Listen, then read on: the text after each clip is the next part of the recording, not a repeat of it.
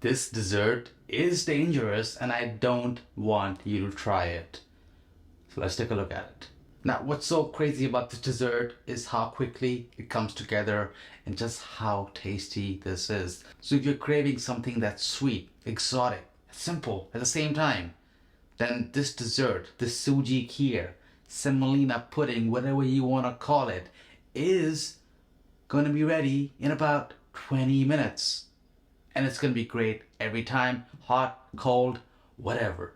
Any dried fruits that I use here, in this case pistachio, is completely optional. So yes, you can shave off time if all you care about is the pudding.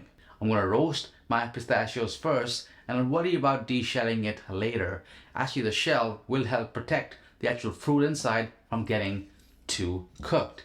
The roasting, I feel, just enhances the flavors, and the natural sweetness in there, I feel it just brings it out a bit more. Once that's slightly roasted, take that out, set it aside, add some ghee, clarified butter in there, let that melt, and the pan should be at a medium heat. Add your semolina in, and you want to keep stirring. Stir until the semolina turns brown. And add some cardamom in there if you're feeling kind of fancy. It is always good in any Indian based dessert. The thing with the whole pot, you might bite into it and that's always nasty. Now look for this color and don't stop stirring until you get here. And now slowly add in your milk. Don't be scared, it's just bubbles.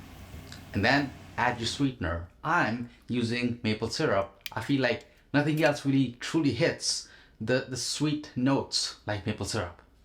And then all you gotta do is slowly simmer this kheer while you stir so that the milk thickens. I am using whole milk. Don't use your 1% skim milk, all that stuff.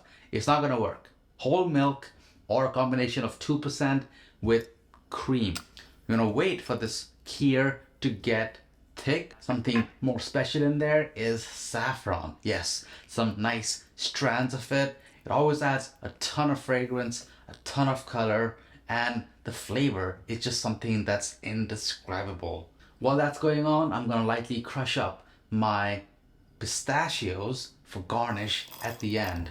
And this consistency is perfect for me. And I actually like this kheer both hot and cold, so I usually save a portion for the next day to have it like almost like a custard because it thickens up so well with the semolina.